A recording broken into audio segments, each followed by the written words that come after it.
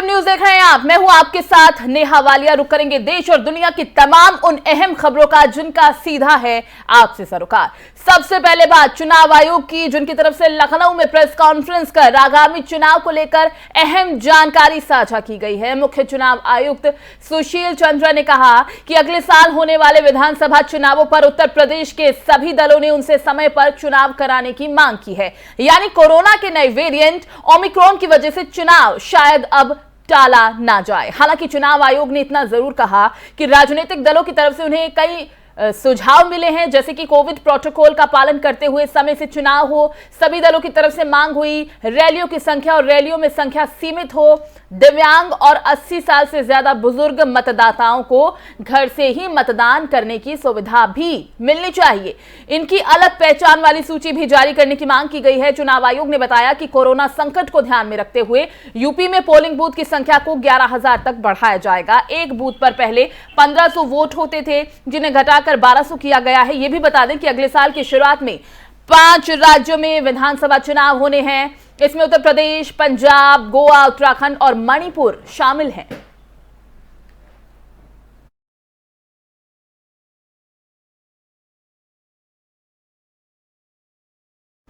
इस खबर पर ज्यादा जानकारी के लिए हमारे संवाददाता अमान अंसारी का रुख कर लेते हैं। अमान, चुनाव आयोग की तरफ से प्रेस कॉन्फ्रेंस की गई है, बहुत सारी तमाम चीजें जिसकी जानकारी साझा की गई है, पूरी अपडेट क्या मिल पा रही है अभी तक? देखिए, जो देखने में आ रहा है, जो इस टाइम पे चुनाव आयोग ने प्रेस कॉन्फ्रेंस की है, उसको देखते हुए जिस तरह से कोविड को देखते हुए चुनाव रद्द करने की एक बात की जा रही थी, तो उसी तरह से चुनाव आयोग ने इसको स्पष्ट कर दिया है कि चुनाव अपने निर्धारित समय से कराया जाएगा और 403 सीटों पे कराया जाएगा। अन्य दलों ने जिस तरह से मांग रखी थी, अलग अलग लोगों की मांगे थी, तो उन मांगों को भी चुनाव आयोग ने दृष्टिगत रखते हुए चुनाव की जो एक रचना की है, जो चुनाव की आगे प्रतिक्रिया है, उसको चुनाव आयोग ने यह बात स्पष्ट कर दी है कि चुनाव उन सारे नियमों का पालन कराते किया जाएगा। ठीक है अमान, कौन कौन से अहम बिंदु, कौन कौन से अहम पॉइंट्स हैं जिन्हें कंसीडर किया गया है चुनावों के मद्देनजर?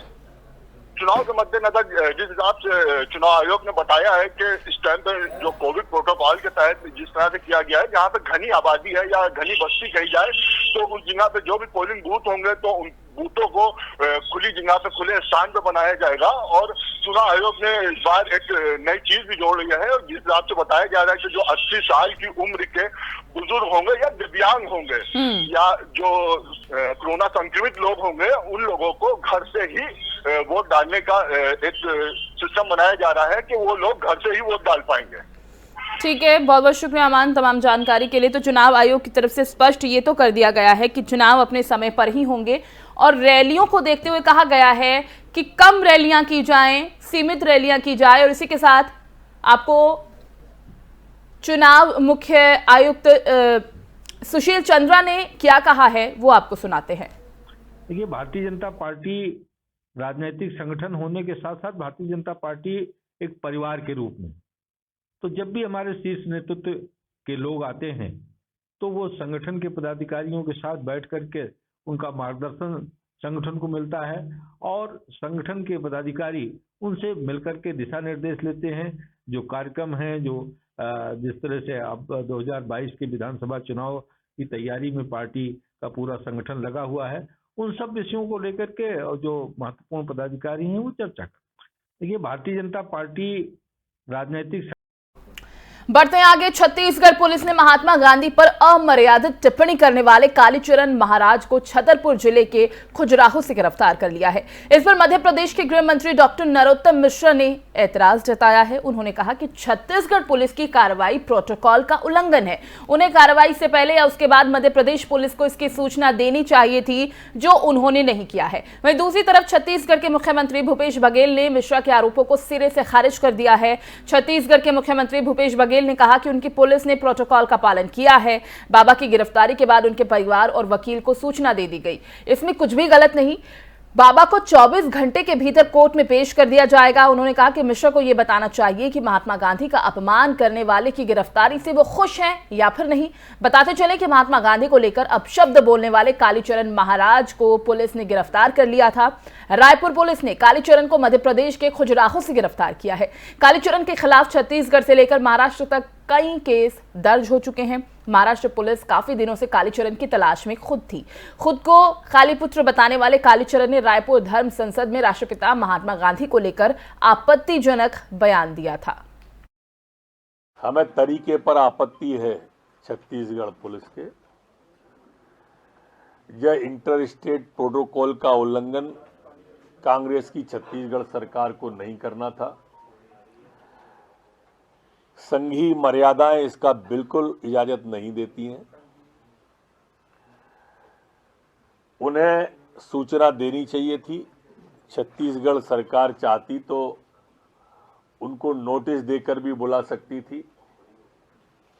मैंने मध्य प्रदेश के डीजीपी को कहा है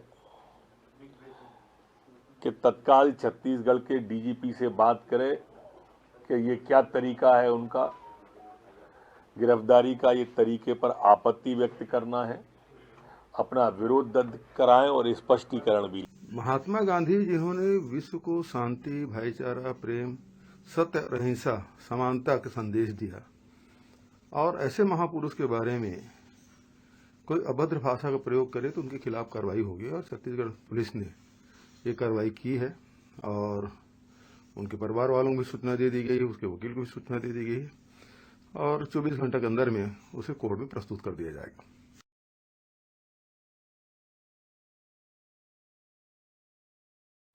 आइए अब एक नजर डालते हैं कालीचरण महाराज की जिंदगी पर। देखिए हमारी ये खास रिपोर्ट। नाथुराम गोडसे जी को नमस्कार है,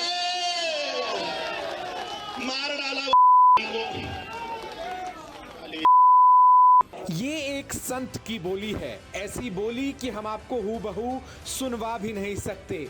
हमें बीप का सहारा लेना पड़ रहा है।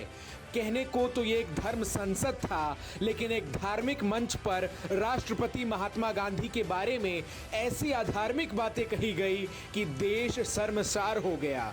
धर्म संसद में बुलाए गए कालीचरण महाराज का संबोधन सुनिए। इसलिए इस्लाम का टारगेट राजनीति के द्वारा राष्ट्र कब्जाना है। उन्होंने हमारे आंखों के सामने 47 में कब्जा लिए भैया, दो कब्जाएं हमारे आंखों के सामने। ईरान, इराक, अफगानिस्तान तो पहले ही कब्जा चुके थे। बांग्लादेश और पाकिस्तान हमारे सामने कब्जाया, उन्होंने राजनीति के द्वारा कब्जाया। वो मोहनदास करमचंद गांधी ने सत्यानाश। उन नाथुराम गोडसे जी को नमस्कार है, मार कालीचरण की ख्याति शिव तांडव स्तोत्रम के पाठ की वजह से हो रही है, लेकिन अब ये राष्ट्रपिता के खिलाफ अभद्र भाषा बोलकर कुख्यात हो चुका है। दुनिया जिसे आज भी महात्मा गांधी के नाम से आदर से पुकारती है, उसे धर्म का चोला पहले कालीचरण ने धर्म संसद में अपशब्द कहे। उन नाथुराम गोडसे जी को नमस्कार है, मार डाला। देखो, ऑपरेशन करना बहुत जरूरी होता है। ये फोड़े फुंसियों का, नहीं तो ये कैंसर बन जाते हैं। आपको मैं दंगे धोपे करने के लिए नहीं बोल रहा हूं। दंगे धोपे करने की जरूरत नहीं है और आपकी तैयारी भी नहीं है। आपकी तैयारी भी नहीं है। धर्म संसद में मानो कालीचरण ठान कर ही पहुंचे थे कि वो जहर उगल कर ही दम लेंगे।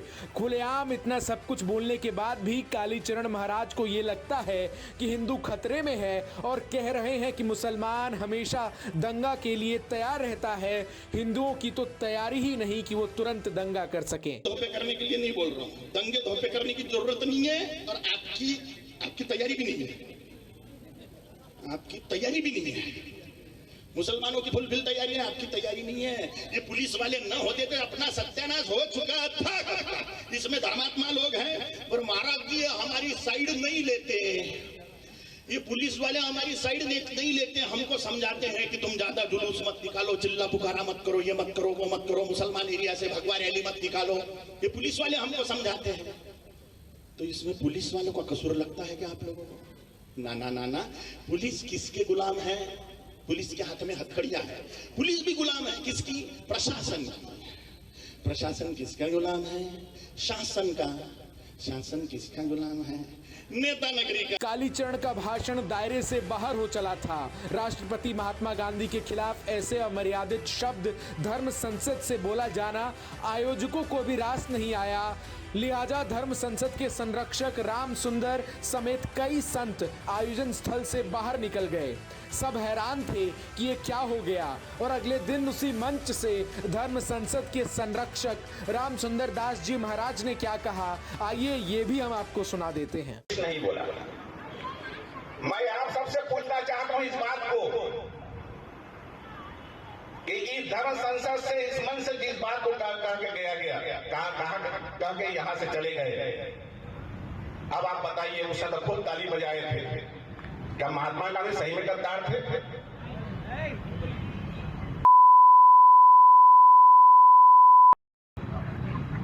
टीवी का रिकॉर्ड आप देखिए, यही सब तक उच्चारण किया गया यहां से और खाली ताली मुंह से खूब बजी थी।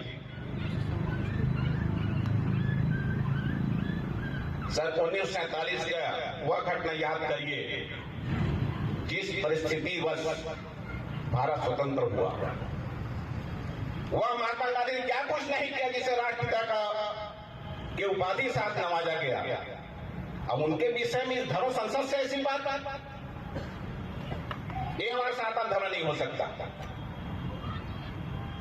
मैं बहुत क्षमा चाहता हूं आप सबसे, आप लोग भले ही बुरा लगा हो, लेकिन इस धर्म संसद में अपने आप को अलग करता हूं, पृथक करता हूं। धन्यवाद।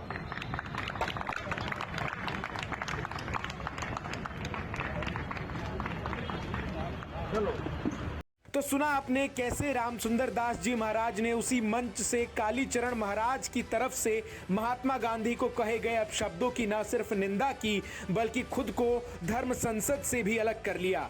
ऐसे में अब ये हम आप दर्शकों पर छोड़ जाते हैं कि आप आधुनिक भारत में कालीचरण जैसे लोगों को ट्विटर पर सपोर्ट करते हुए उनके नाम का हैशटैग ट्रेंड करवाना चाहते हैं या फिर राम सुंदर दास महाराज की तरह कालीचरण जैसे अमर्यादित लोगों का बहिष्कार करना चाहते हैं, क्योंकि आप स्वतंत्र हैं। आपको देश का संविधान अभिव्यक्ति की आज़ादी देता है। Bureau report FM news. वहीं समाजवादी पार्टी के 6 पार्षदों ने सपा को छोड़कर उत्तर प्रदेश कांग्रेस अध्यक्ष अजय कुमार लल्लू की उपस्थिति में कांग्रेस का हाथ थाम लिया है। सपा छोड़ने वालों में कानपुर नगर निगम हाउस में समाजवादी पार्टी के पार्षदों के नेता सुहेल अहमद, शिबू अंसारी, शशि, राकेश साहू, आबिद अली और महेंद्र प्रताप सिंह शामिल हैं।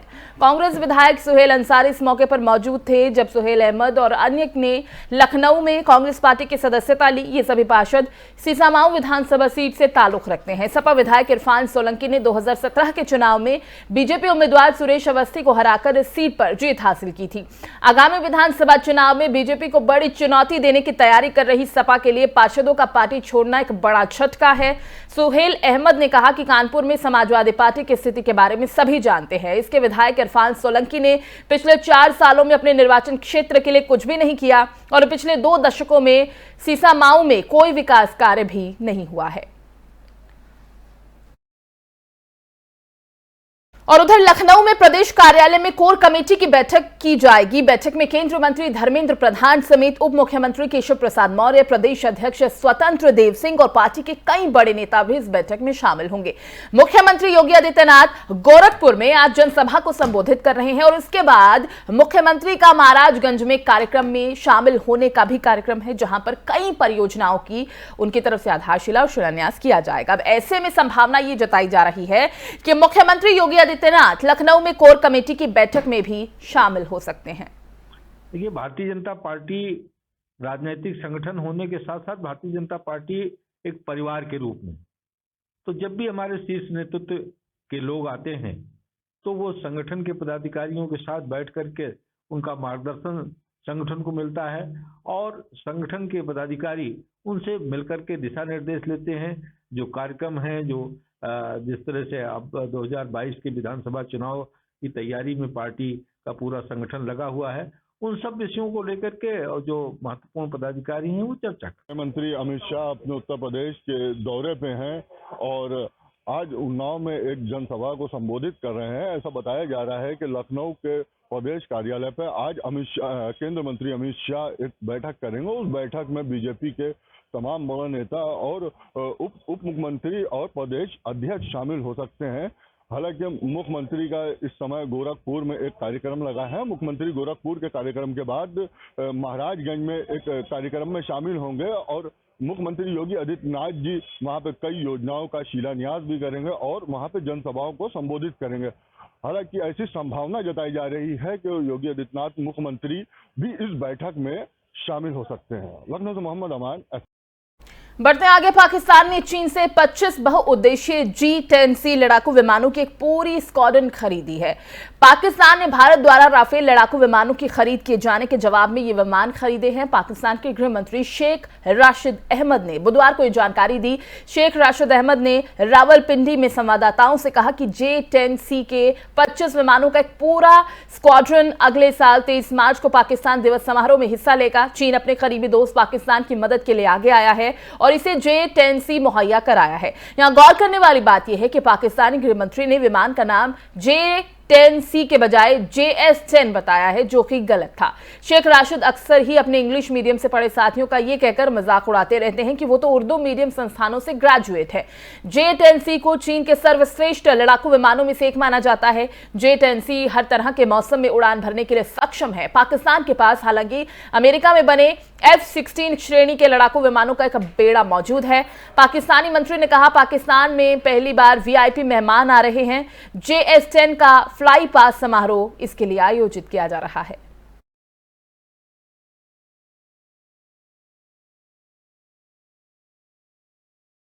और उधर दिल्ली में कोरोना के मामलों की बढ़ोतरी को देखते हुए DDMA ने सख्ती बढ़ा दी है। इसी के तहत दिल्ली के कालकाजी मंदिर में श्रद्धालुओं का प्रवेश बंद कर दिया गया। DDMA द्वारा जारी निर्देशों के चलते मंदिर प्रशासन ने यह फैसला लिया है।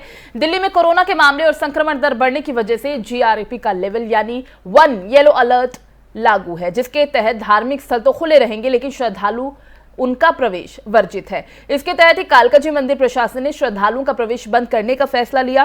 राजधानी में कोरोना के खतरे को देखते हुए बुधवार को DDMA की मीटिंग हुई थी। बैठक में बढ़ते मामलों को देखते हुए मौजूदा प्रतिबंधों को जारी और जमीनी स्थिति पर कड़ी निगरानी रखने का भी निर्णय लिया गया। स्वास्थ्य विभाग को उभरती स्थिति से प्रभावी ढंग से निपटने के लिए स्वास्थ्य तैयारियों को बढ़ाने और होम आइसोलेशन की रणनीति को मजबूत करने के अलावा बेड ऑक्यूपेंसी की बारीकी से निगरानी करने की भी सलाह दी गई है। और अगर आप दिल्ली में रहते हैं तो ये खबर आपके लिए है। दिल्ली मेट्रो की येलो लाइन पर 3 स्टेशन बंद हैं। ये स्टेशन मेंटेनेंस वर्क के चलते बंद किए गए। दिल्ली मेट्रो रेल कॉर्पोरेशन की तरफ से दी गई जानकारी के मुताबिक येलो लाइन पर ग्रीन पार्क और कुतुब मीनार के बीच कोई सर्विस नहीं। इस दौरान होश खास, मालवीय नगर और साकेत स्टेशन बंद रहेगा। अगर आप इस रूट पर सफर करने हैं तो आपको आज कोई दूसरा रूट चुनना होगा। इस संबंध में दिल्ली मेट्रो की तरफ से ट्वीट कर यह जानकारी दी गई और पहले से निर्धारित मेंटेनेंस कार्य के चलते ग्रीन पार्क और कुतुब मीनार के बीच येलो लाइन पर सेवा प्रभावित रहेगी। बताते चले, इससे पहले दिल्ली मेट्रो की येलो लाइन 19 दिसंबर को भी मेंटेनेंस वर्क के चलते प्रभावित हुई थी। दिल्ली मेट्रो ने यह जानकारी दी थी कि उस दौरान ग्रीन पार्क से कुतुब मीनार के बीच ट्रैक मेंटेनेंस का काम किया गया था। और उधर ओमिक्रॉन के मामले बढ़ते जा रहे हैं। कोरोना वायरस संक्रमण के मामले तेजी से बढ़ रहे हैं और प्रतिदिन औसतन करीब 2,65,000 से ज्यादा मामले सामने आ रहे हैं। ये वृद्धि वायरस के ओमिक्रॉन वेरिएंट के कारण हो रही है। जॉन्स हॉपिंग्स यूनिवर्सिटी के आंकड़ों के मुताबिक पिछले 2 हफ्तों में दैनिक मामलों में दोगुनी से ज्यादा की वृद्धि हुई, इजाफा हुआ। कोविड-19 के तेजी से फैलने वाले नए वेरिएंट ने क्रिसमस और नए साल के जश्न पर पानी फेर दिया है, जिसके कारण लोगों का जश्न भी पूरी तरह से कहें कि खराब हो रहा है। अपनी योजनाएं उन्हें टालनी पड़ रही हैं। वो घरों में रहने के लिए मजबूर है, जबकि कुछ सप्ताह पहले तक ऐसा प्रतीत हो रहा था कि अमेरिकी सामान्य दिनों की तरह इन छुट्टियों के अंदर मौसम का आनंद ले पाएंगे। कर्मचारियों की कमी के बीच वायरस के संक्रमण के कारण हजारों उड़ानें भी रद्द कर दी गई हैं। अमेरिका के संक्रामक रोग विशेषज्ञ डॉक्टर एंथनी फाउची ने बुधवार को कहा कि कोरोना वैक्सीनेशन करा चुके लोगों को परिवार और दोस्तों के बीच छोटे घरेलू समारोह को रद्द करने की कोई जरूरत नहीं है। गौरतलब है कि US centre for diseases control and prevention के आंकड़ों के मुताबिक पिछले सप्ताह तक अमेरिका में ओमिक्रॉन के 58% मामले थे, जबकि डेल्टा के 41% केस थे। आंकड़ों के मुताबिक अमेरिका में इस समय 70,000 मरीज अस्पतालों में भर्ती हैं। ओमिक्रॉन के कारण अमेरिका में केस बढ़ रहे हैं।